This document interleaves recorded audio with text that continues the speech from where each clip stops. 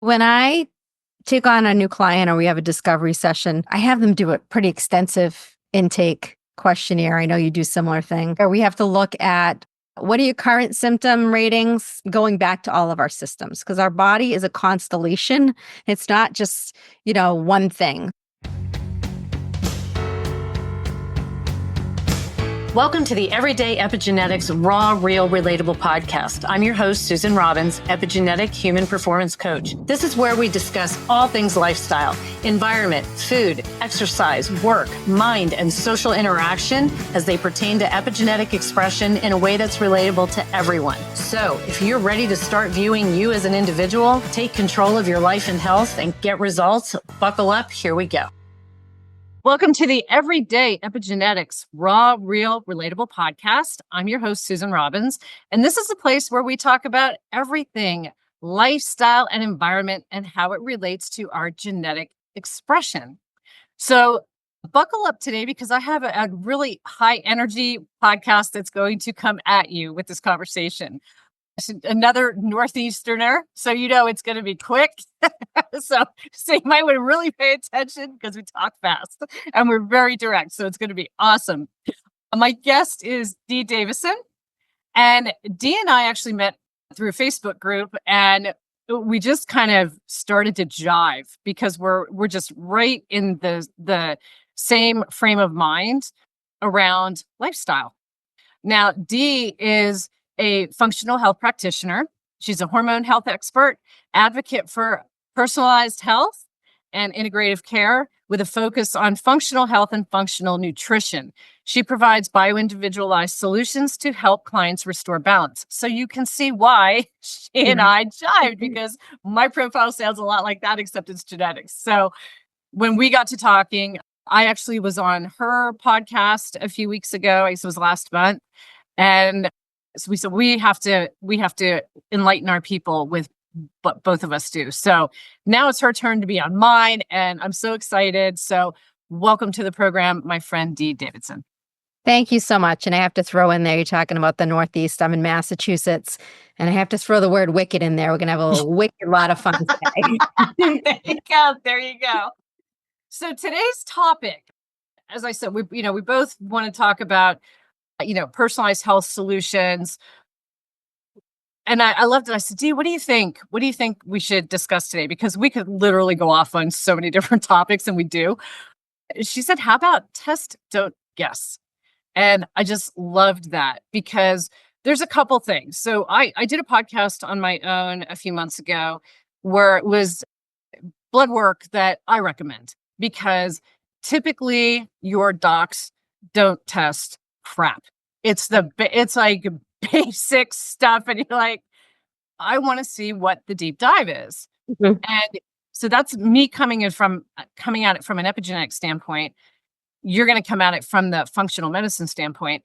And the other thing I see, so you have the ones that don't test enough, and then you have a lot of functional medicine practitioners that people pay a lot of money to work with them, and then it's literally thousands of dollars testing for. They just start giving out kits or sending kits and saying, you need all this, when they probably don't need all of that to get solutions. So we're really about what does the individual need testing wise? And that's what we're going to discuss today. So first, Dee, let's tell people a bit about your story, your background, how you came to doing this, because we never just stumble upon what we do like this, right? That's right. That's right. I have been living holistically for over 2 decades now. My holistic wellness journey really is 3 parts, I say. 1, I was about 50 pounds heavier, and I like to joke 5'1.5", so I can get that half inch in there. So you can see that 50 pounds would be a lot of extra weight on my body. And at that time, I was really frustrated. It was actually right after I got married and I saw my wedding pictures, and I joke around my heritage is Portuguese, and Portuguese are also very direct. So I not only have the Northeast, but I also have the Portuguese heritage. And my aunt, who I hadn't seen since I was a little girl, she shows up from Canada for my wedding, and in the Portuguese culture, it's actually a compliment if you're chubby or overweight because they Oh, yeah. force Yeah. the cultural foods on you and things like that. And this is like a few days before my wedding. And she says to me, "Oh, wow, you look really chubby," in Portuguese. And it stuck with me because sometimes, it doesn't happen overnight and you just get used to this body. And my partner loved me and I didn't feel, again, I was 50 pounds more than I was now, but I wasn't like, you know, over 200 pounds or anything like that. So I started to think about like, what do I need to change? I thought I was eating healthy back then. I was eating whole wheat bread and yogurt and all that stuff, right? All the classic stuff that they tell us we're supposed to be eating. And what ended up happening was I met this woman who went to the IAN. I know you and I talked about the IAN, and I hired her to go to the grocery store with me, teach me about food labels, and the nutrition piece is kind of where I started with my own self and was able to release that 50 pounds.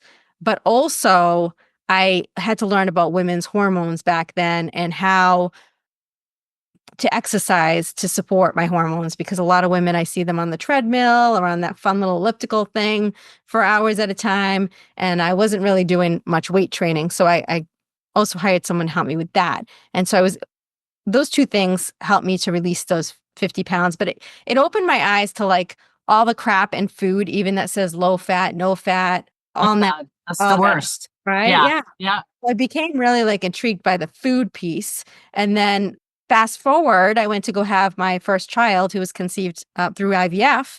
And I was put in this category called unexplained infertility. And I hated that because you know, I like answers, right? That's why I do the testing thing, I guess. And so I started to look into who else is in this unexplained infertility category. And then I found another piece, which was all of the crap that I was putting on my body, the Bath and Body Works that I use, layered lotions, the sprays, all of that, Oh, melon, yeah. right? Yeah. Yep. Perfumes, Pantene Oh, that I use, The Secret. And then I was like, oh my gosh, how come no one tells us about this? Because there's like little to no regulation in our country. So I started to learn about endocrine disrupting chemicals or hormone disrupting chemicals in that aspect. And I actually went around the country and talked about that because I thought there was such a need for education because everyone talks about food and exercise, but no one's talking about everything they're lathering in your skin yeah. to, The environment, right? period. In 6 Yeah. seconds, it's in your bloodstream. Yeah. So I started to do that. And then fast forward when my youngest son, who was conceived naturally, and is it because I cleaned up my life and learned things? I don't know, or coincidence? We'll never know. But my youngest son had really bad GI issues, and the doctors, they told me it was normal. A lot of kids at age 3 are anemic. Oh He my got a God. stomach bug. His kid can't sleep, and so I'm a very spiritual person, and I believe that God brings people into your life and connects you, and you're like, oh, thank you. I was at a coffee shop, and I met a woman. I was meeting my friend, and my friend said, "Do you know Maggie?" And Maggie was an FDN, right? Which is the school that I went to. And I said, no. And she said, oh, introduce. She goes, I can't believe you guys don't know each other. You need to know each other. You're both into holistic health and blah, blah, blah, blah, blah. So that was in the middle of me going through this with my son. And I was just at a loss because I didn't know like who to turn to. I was going to the best GI doctors at Children's, and everyone's kind of downplaying what I'm thinking, like intuitively that something's going on with my son. Well, Maggie was able to help me, like without even seeing his records. It was amazing. She didn't just talk about one thing. She started asking me all these questions about his different systems, his hormones, his immune system, digest, all of these things, symptoms. And then Mhm. she actually just started spewing things out, like maybe he has H. pylori. Well, guess what? He did have H. pylori. I was like, how does she know that, right? So she helped us get to the root cause. And, it was kind of a collaborative approach where she helped us. And then I had the people at Children's helping on the GI side. And thank God, because we ended up finding out he has this juvenile polyp syndrome, which means he developed polyps at age 3, which is not normal. Most people, will have them in 50s, 60s, 70s, and later. And he has a higher chance of having any kind of colon cancer when he gets Colon cancer. Yeah. Yeah. yeah. And I asked the doctor, what can we do preventatively, right? This is before I went through FDN and got into this space. And they said, "Oh, don't worry about it. It's not a pediatric cancer. If it's going to happen, it usually happens like 30s and later." And I'm like, Yeah, don't worry about it. yeah. So when he's starting his life, so that really was the last piece that opened my eyes to the fact that we need more people out there like Maggie helping people test not just one thing, but the systems that might need restored function. And, with the juvenile polyp syndrome, we can bring it back to you and what you do. I didn't get genetic testing done. They told me that I might want to because it usually comes from one of the parents, but knowing that could be beneficial for people for sure. Yeah. Right? It's what you don't know. Yeah. That you don't know what you don't know until you know it, and then you can work with it. Right. Right. That's because it's the not knowing. I didn't, Yeah. I mean, people have heard me talk about this on here, but I started drinking at the age of 14. Wow. And then at 54, I find out I'm high risk for Alzheimer's. Mhm. Right. What's one of the number one things to dial up an ApoE gene, Oh, yeah. ApoE4? Alcohol. Mhm. No, had I known that, had we had this information, I just had a father have me test his two young kids, his two young daughters, because he has some genetic issues and Mhm. one of them has some genetics. So he's like, let's just test everybody. And it's coming up that I haven't even gone over it with them yet, but they have some really important genetic things they need to be looking out for as they age. Just like your son, it's not typically not going to express as a juvenile, but in Right. young adulthood, it can express anytime, but typically around the 30s. But yeah, the same thing with me. I wish I had known this earlier. Sure. I would have thought twice. But you're young, you don't know. You just kind of Right. flow, right? And Right. so, but having this information in your head, knowing if I make this decision, it's going to take me potentially in this direction. Is that where I want to go? Where do I want Correct. to end up? And I just Empowering. think the more information we have, so and I was thinking as you were talking about your child, your son, I'm thinking, it sucks that literally just sucks that he has this possibility, but Mhm. what a blessing to find out early, Exactly. be able to monitor that, live the healthy lifestyle. Because I still think, like even they said, it's a possibility, not a definite. Mhm. Style is the key. Mhm. So who better to have as a parent than to I think know. I don't know if my kids would agree with that. They're super funny, right? they'll agree with it Like, down the road? my almost 15-year-old said to me one day last year because he doesn't do breakfast. And so I'm trying to get him eat anything, whatever, I'm trying to get something in him. And he said, "I hate this lifestyle." And I said, "Oh, you hate healthy lifestyle?" So, you know, when all their Yeah. friends come over, they're cute. They love being here, but they're like, "Oh, are these organic?" Or, they're kind of like mocking me. But, the other day in the Yeah. car, cologne's a big thing now for them. And, fragrance and the phthalates are horrible for you. And one of his friends, very smart little boy, he's in the car and they smell like the cologne. I'm taking them to the, Uh-huh. and it came up like the topic, and they know what I do. And I Yeah. said, that lowers your sperm count. And the little boy who's like 12 years old, what? And I said, yeah, he goes, "You stop like using cologne so much." And I'm looking at my son. I'm like, see, he's listening. Love it. I love it. So let's talk then about the tests. Like, do you have like I said, I have my specific labs that I like to see because they'll correlate to the DNA that I do. Do you have specific labs that you recommend, or do you look at the individual? Like, what are the ones that you pretty much are every time like me, and then there's other ones you can go off into depending on the individual and their needs at that time, what you're trying to look at. But what about your base? Mhm, mhm. Talk a bit Good about that question. one. Good question. So when I take on a new client or we have a discovery session, I have them do a pretty extensive intake questionnaire. I know you do similar thing. Yep. Where we have to look at what are your current symptom ratings, and they're classified under going back to all of our systems because our body is a constellation. It's not just, one thing. So we have symptoms that could mean hormone imbalance, symptoms that could mean immune system issues, digestive issues, detoxification, energy production, and nervous system. So they have this huge questionnaire and they rate their symptoms now, but we also want to know past symptoms because what's happening today didn't just show up today. So if they can remember that they had bad stomach aches when they were 3, they need to put that in the past column. So I'm playing detective here and looking at that first of all, and then deciding. I have access to over 4,000 labs. So, so you are correct in saying that there are practitioners who, number one, will run, 10, 20 labs, which can be costly.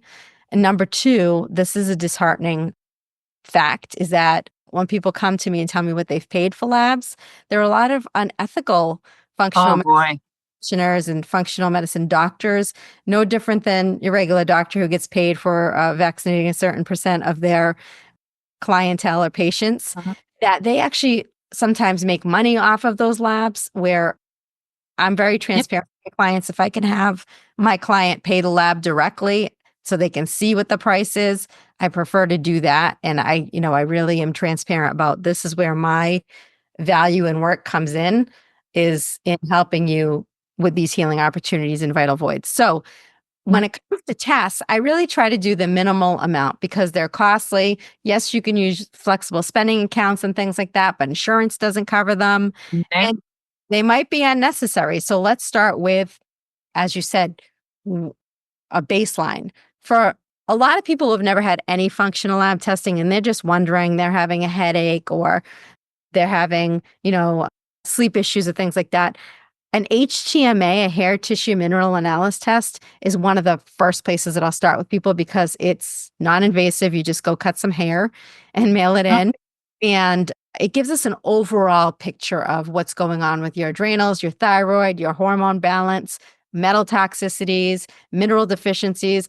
Many people take vitamins and they're not deficient in vitamins, but they're deficient in minerals. So tell us your mineral levels, and also there's certain minerals that have to balance each other, like calcium to magnesium. That will give us an indication of how you're doing with blood sugar, right? So that's a good place to start because it's not expensive and you can see, all right, maybe I do need a thyroid test. And I'm telling you, people, well, how can your hair tell this? It does. And when it holds everything. It does. And when we see that the thyroid is off on this and we go do a blood thyroid test, which by the way is different than the thyroid test you do at your primary care, your OB. It's an advanced panel that looks at all of the antibodies and things like that. That's what I recommend too. So I say, if you're looking at TSH only, like we know that TSH only is telling us basically nothing. Right. You have to look, the body's a complex system and you have to look at everything. Same with the hormones. Yep. I just had one come up the other day and I was talking to a functional practitioner that I work with. And I said, I have a guy with high PSA and here's, we're talking estradiol levels. And she's like, what's his luteinizing hormone? I'm like, think they test it? Why is testosterone low? So there's just always seems to be something missing in these things. And that's what gets so frustrating when you're looking at just one little component of a complex system. Why? That's right. So that gives us a snapshot if you've never done any testing. If someone specifically is having GI issues, right? There's no guessing there. You need to do a stool test, a GI map, which by the way, doesn't only look at your GI, right? It doesn't only look at good bacteria. It looks at your liver because a lot of people don't understand that liver can be stagnant and it's so important for inflammation, reducing toxins and hormones. So we never do a hormone test, the Dutch hormone test by itself. I will not do it. Again, I'm not hurting for money. So I'm not just running labs, right? It doesn't make sense. Typically, if you have a hormone test, you need to have this GI stool map to see what's going on with your gut, because the hormones are just the check engine light. Usually your liver, your gut going on. And it also looks at your immune system, because 70% of your immune system is in your gut. So there's a lot of good indicators on there for people with GI issues, bloating or constipation, diarrhea, or all of Yeah. those. And So it's vile. I've had to do one. It's vile. yeah, yeah, But it's super helpful. yeah. Those are the three tests that I'm doing most often. Either it's the Dutch hormone test, and I'd like to just take a minute to explain what's different with the Dutch test. When you do a Dutch hormone test, it is talking about your hormones being what we call bioavailable, meaning not just that you have the hormone, the estrogen or the testosterone. When they do a blood test, they're just seeing, do you have that hormone and what level is it at? But it can be floating around in your body and not be bioavailable or metabolizing, so that you can actually get the benefits of the hormone. When you do the urine and saliva Dutch test, we can see what's actually working beyond the level, in addition to cortisol, which, you and I can talk about, but cortisol is the weakest link, and cortisol can cause all kinds of issues, as you were saying before we get on, blood sugar dysregulation, right? Inflammation. Oh, yeah. Supposed to be anti-inflammatory, but if you get out of control, it can be inflammatory. It could cause a lot. It steals, from your DHEA and all these things. It's a cascading effect. So we do look at your circadian rhythm and are you in adrenal fatigue, all of that stuff on the Dutch. So it's much more comprehensive than going and doing blood work, which, by the way, the doctor's probably not even going to do for you anyways when it comes to hormones. No, we have to ask for all of that. I mean, I have all that tested just to see where people are. And then again, you can go deeper with the Dutch. When I look at the genetic components of this in my hormone panel, we look at metabolization of estrogen metabolites, which are toxic. You don't want these to build up. Right. Me, I'll just use me as an example. And I've several clients like this as well. We don't process them well at all. I mean, very, very slow. So it puts us at increased risk for breast cancer. And so what are things you can do, right? That's what we look at. What are things we can do to help mitigate that by knowing this is a possibility? I went on the estradiol patch, relatively low dose, because I needed the estrogen, and saw that it's most of it, part of it was not going down the right pathway. But when I went on the estradiol patch, I went estrogen dominant immediately, put on weight immediately. I have to stay on DIM, calcium deglucarate, things that will help to process it out. I mean, that's where all of this, using it all together is so useful, because you see, what are your propensities? Do you convert? Are you converting the thyroid hormone? Maybe that's why your reverse T3 is so high, because you don't convert genetically. So I think it's just looking at all these components, and I'm a proponent of the Dutch. And also, the organic acids, what do you think of that one? Do you use that one at all? I only use it if something comes back on the gut test that indicates something's really taxing the liver, or if I see the liver is stagnant, I have to start to ask, why. If the person doesn't drink a lot of alcohol, a lot of my clients are already living holistic lifestyle. They're not using a lot of toxic products. There's got to be something more. Or their immune system. If their immune system is really taxed, I have to think about what's going on there. Is there mold, heavy metals, things like that? Yeah. So, again, that's a $600 test, right? So are we skipping to that if we don't see signs of the body being taxed by that? So that is something that could come later, even with things like Candida. Candida comes up a lot on the gut test. Sure. And a lot of practitioners, they'll treat people for Candida and put them on the strictest diet. So these people are so stressed out, their mental health's out the window, because they don't know what to eat anymore. And then they might even clear it up, and then it comes back, and then they come to me. And the reason is because Candida does feed off of one of two things, typically, which is mold or heavy metals. So the practitioner is like, well, we found Candida, let's treat that. But then it comes back because you never actually got to the root of the Candida.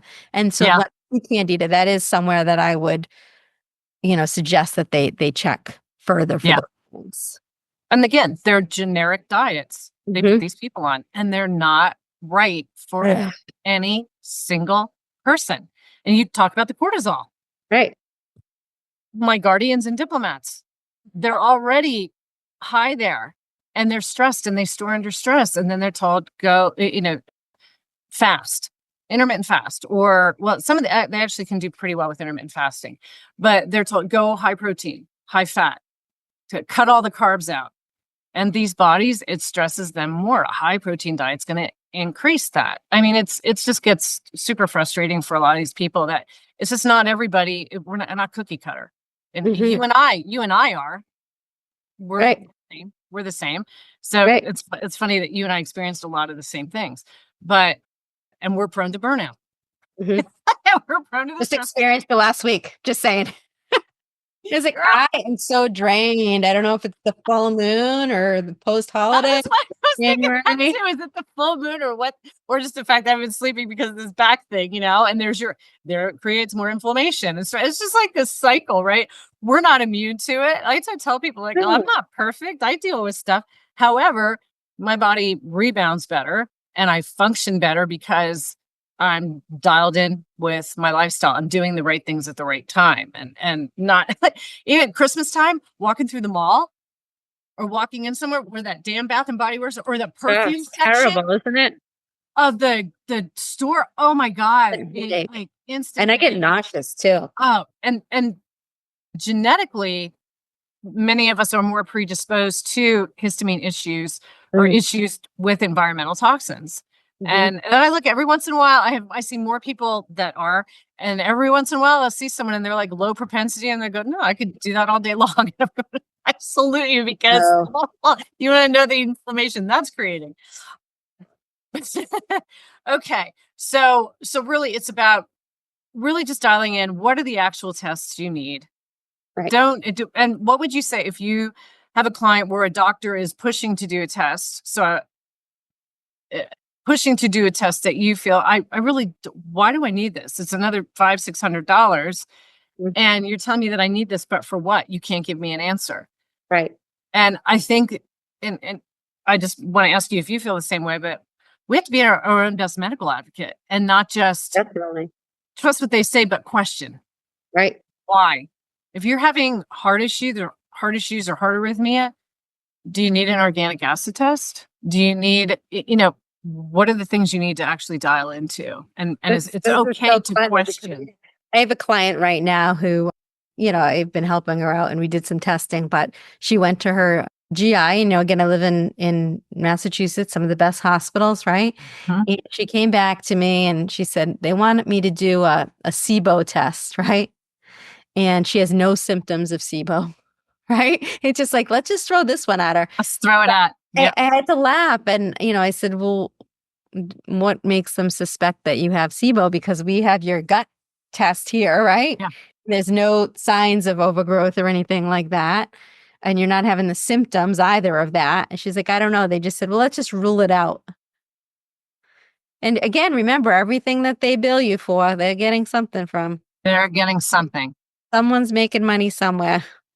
Absolutely. Absolutely. I don't get anything with the labs that I do. I came too late to that train. I waited a few years because I wasn't using them as much when I first started. And then as I got a lot more into things, I started using them more. And I said, hey, maybe I should take a cut. And they're like, yeah, it was too late. Yeah, right. So Too late. too late. We don't do that program anymore. I offer like one-off sessions for people who are going for the annual physical. And sometimes people will get on and we'll talk about what their symptoms are and what things they can get covered by insurance, as do you, because they don't really know. They'll just go in and get their CBC, right? Yeah, that's like, where's the insulin? You got glucose, but we don't see insulin. We don't see like where. It's Well, crazy. think abnormal. It's just, yeah. I said this is where I'm going to lose the rest of my hair because it's just like pulling my hair out. But again, you can. I was telling you, I saw someone put on a GLP that I met with yesterday through another side gig I have, and they've only lost a few pounds for over a long period of time. And those GLP-1s, typically people come off. But when I looked at the food, the lifestyle, the stress, again, another one that stores Yes. tremendously under stress, working out in the mornings, like just taxing this body over and over. It just made it so clear to me again, like you just keep seeing this evidence come up that you can take every supplement under the roof. You can take any peptide, the miracle pills or drugs or injections. But if you don't have your lifestyle dialed in, Mhm. doesn't effing matter.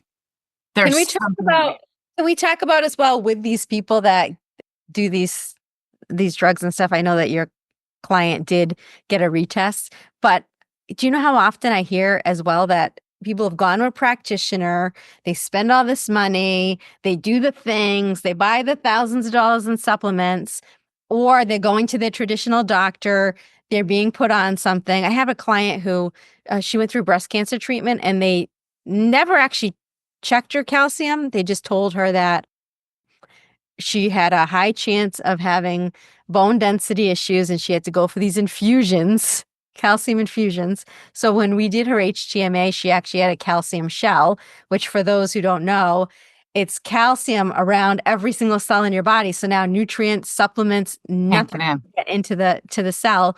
And when I asked her, she was floored, but they never checked her levels. So even if something's low, it's like we need to recheck. And so if you do functional labs or you do labs with your doctor and don't wait until your annual appointment, make sure that if you're taking something, if you're making lifestyle changes, or we even talked about the Okay. CGM, monitoring your blood Mhm. sugar every day, that you not only test, not guess, but you retest, not guess. Absolutely. Absolutely. Yeah. I love that. We're always looking. I'm going to work with another functional practitioner, and we actually just put a program together we're going to come out with. And there's touch points with her every like 3 months. That's Like right. Every you have 90 to days. have touch points where I'm every other week, Uh-huh. because you set somebody off on a coaching journey to try to do lifestyle changes and you don't see them for a month or two. A lot happens. A lot happens. You know, changes don't happen overnight, right? We didn't get the way Right. we are That's overnight. right. It takes time, and you have to have those smaller things to shoot for and make those little changes that actually make the big difference down the road. But if you expect somebody to just have a touch point and go, okay, we'll set you on your own now. Yeah. That's And just with the labs, I have someone anything. who came to me with high A1C, like, so everybody's body's going to react different when we talk about individual needs and our genes and all that. That, you might not see that change in 30 days. I have someone again with the A1C that it's like now month 4 and she's like thrilled with her like glucose in the morning, right? But it's taken a Mhm. lot of shifts and changes for the body to readjust and her being consistent with the things. So when we talk about retesting, you also don't want to retest after 30 days. You do want to wait the No, 90 days or the 4 months. yeah, because you're not going to see things. I mean, things like cholesterol, it takes time. Now, I had a guy we tested, and he's been on my podcast. We're actually following him on my podcast. Awesome. And he's down 66 pounds. Mhm. He was down 30 or 33 in the first 6 weeks because he was just doing like I love Eric and I give you a shout out, Eric. So, but he was doing like just all the worst things he could possibly do. It's like the worst labs I've seen. And I say that and he knows that.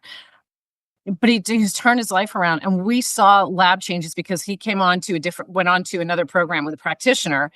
And so they ran labs again. So it was only 6 weeks, but he was high risk in pretty much every category you can think of, from Wow. liver to cardiovascular.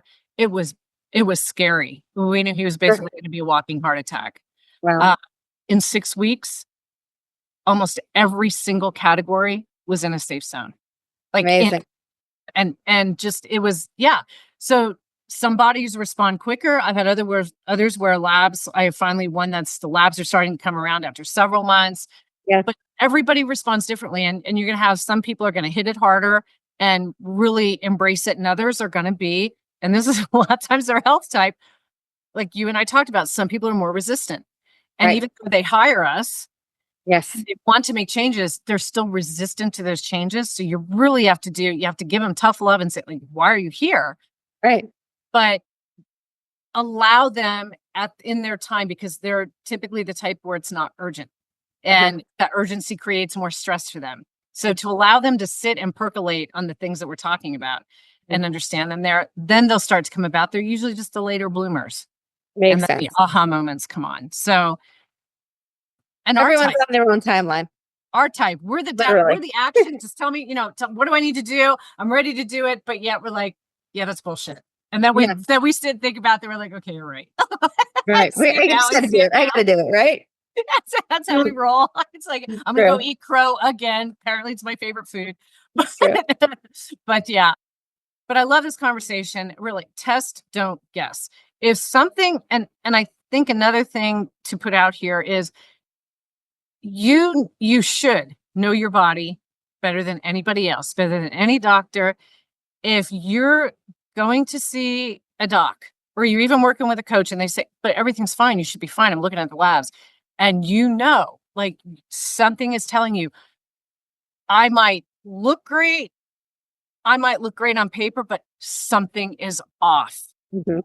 My energy is off. I don't wake up excited. I don't wake up with energy. I feel fatigue in the afternoons.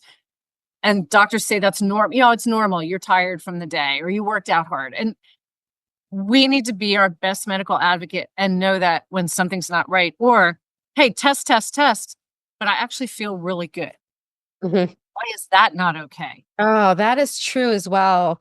I get caught in that cycle personally. I'm all right with admitting my own faults. So I go to school, and I think when you go to school, just like a doctor, they tell you these are all the things you need to do, right? And I remember I had to be my own first client, and I was like, oh my gosh, but I felt really good, and I was really fit and had low body fat, right? And good energy. And then I get these labs back. And this is where my love-hate relationship is with labs, because you can get caught up in the next lab and the next thing that's wrong. And you're not a broken toy, right? You're not a broken toy. So although I was really fit and had muscle definition and all these things, now I'm getting in the head and out of my heart and out of my body.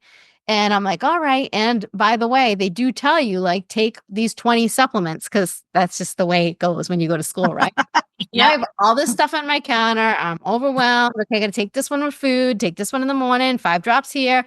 And then, at some point when I started to process, as you were just saying, right? I did it, but then I was like, this doesn't feel right for me.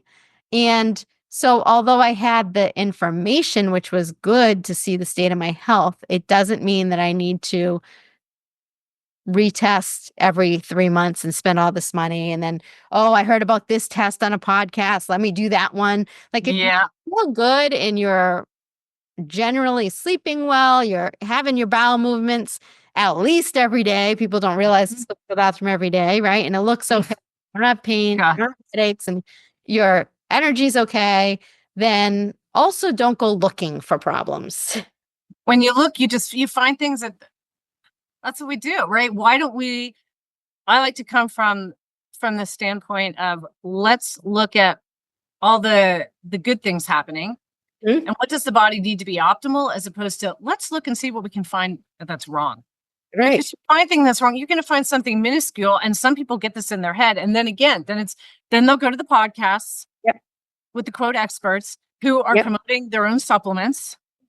And, and I listen to the longevity people too, but I'm looking at some of these supplements and I'm going, all right, and you're putting these formula. I was looking at one that Brian Johnson formulated, the guy that doesn't want to die, right? That's injecting his 18-year-old kid's blood at like. Great. Awesome. And and it looks to me, it looks kind of creepy. Sorry, Brian, but yeah.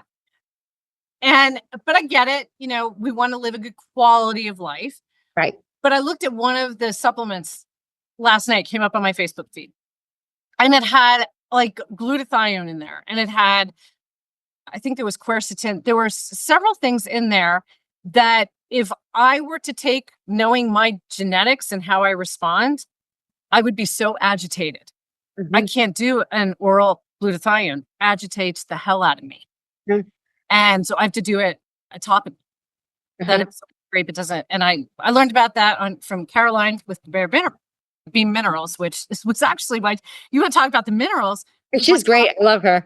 Top rated podcast last year. Yeah, love her. When I got the top 5 back and Caroline was number 1, I thought, wow, people want good information. Right. She doesn't sit there and just try to promote a product and not, right. She got it together. And like I said, I will never be one that's going to promote every product on a podcast. I don't, because right. Things aren't right for everybody, whatever. And I'm not here to do that.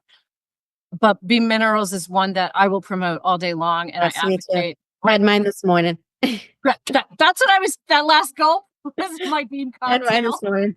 I just do it like a shot. I don't even put it in water. I just shoot it back like a shot. I take my morning sups with it. So I love it. Yeah. But yeah, I mean, there's things that are really good. And there's things that people are just out there to sell their programs, to sell their stuff. And it goes back to the bio-individuality, like you're talking about. Christine, I took it because I listened to a podcast and it gave me so much anxiety. I thought I was like on meth or something, right? I don't know what that. I've never been on meth, by the way, but I'm just saying I had to walk because I'm like drinking tons of water. I'm like, how do I get it to get through my body? How do I get to get through my body? And I'm like, I don't care that it has all these health benefits. It made me feel crazy. Very agitated. I've got the MTHFR, I'm compound heterozygous, so I have variant in both of the MTHFR, but I also am COMTAA. You combine those two, it can create some agitation with too many methyl donors. So you have like Brecca out there going, trimethylglycine and folate, load up on the methylfolate and the B12. You give me the methylated? Again, just like you, I'm out crawling out of my skin. So I have to do non-methylated. And I ran out of my non-methylated and I had a bottle of the B complex that is methylated. And I had to take that while I was waiting for my other to be shipped. Yep. And my stress levels were up, my heart rate variability. And now I'm wondering, now I'm sitting here thinking as I talk about it, was it just this back thing keeping me up at night? Because since I've been back on the methylated, it's all changed. Or the non-methylated, it's changed. I think it was like so much agitation. And I had a client yesterday, we were just talking about this and she's like, I don't sleep. I have major issues with sleep and I have a lot of anxiety. And I like, let's talk about your supplements. And one of them was she was taking, and she's COMTAA and has MTHFR issues. And she's taking 1,000 milligrams of quercetin a day. Oh my gosh, see? I can go to 250. And you can, there's research out there where with vitamin D, and this was when I did True Diagnostics Interpretations, we utilized this particular study. It was 4,000 IUs of vitamin D daily with quercetin, 500 milligrams, 3 times a month, helped with decreasing intrinsic age. Oh, wow. So I told her, I said, you can try, see how you feel, but get off the 1,000 because chances are like that's part of what is making you up. And she was taking like double NAC, which NAC amp you. I have to be really cautious. I can't do that at night. Keeps me up. And she was taking glutathione on top of that. Oh, wow. And I said, switch to the transdermal. And see. And she's like, we just said, so again, when you look at it from a different standpoint, it just makes all the difference is what do you need? But when you just said that, I'll bet that you could genetically be kind of set up for that where those certain things will just amp you up. Oh, it's horrible. It's the worst feeling. Trying to walk it off because I'm like, how can I metabolize this? How can I drink tons of water? I'm like, oh my gosh. And I think it was like during my lunch break or something. So at least I had an hour until my next client. Cause I'm like, because it's literally, you're like this. Yeah. And you think about it, if you're an activator, which I believe you are, our predominant hormones are noradrenaline and testosterone. Okay. We're already amped up. Right. And then you put extra on top of that, or if you have any of these genetic issues, it's like I need to test and guessing too. See, I'll be right in your inbox right after this. I need to test and not guess. We We'll want a try lot it. of I'll do guessing. one What of yours. is I'll Dee let you do one of mine. Davidson? You Right? do one of yours. Yeah, I'll do one of yours. that's And yeah, that'd be fun. And then we do another podcast and come on and say, like, look at what we discovered. oh, let's totally do that. Okay. If we're doing, okay. All right. Awesome conversation. Thank you so much for coming on. Tell people if they want to get a hold of you, how to reach you, and tell what your podcast is too.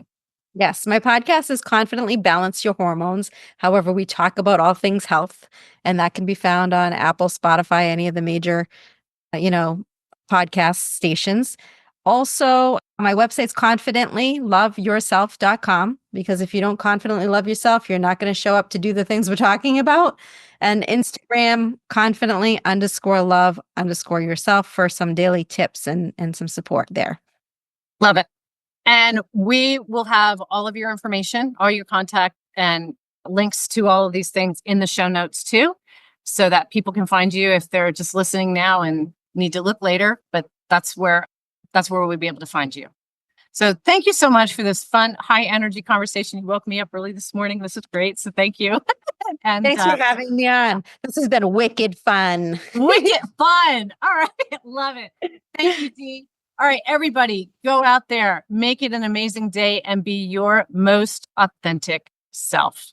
Thank you for joining me, and share this podcast with anybody you think that this one could help, because I think you can reach a lot of people today. Thank you. Thank you for tuning into my podcast. If you enjoyed this week's episode, I'd love for you to share it with someone who'd find the information useful. Please leave a review anywhere you listen to podcasts, and it'll help the information get out to others. If you're interested in seeing if we're a great fit to work together, the link is in the show notes below, where you can sign up for a free consultation with me. So go make it a great day and let your authentic self shine.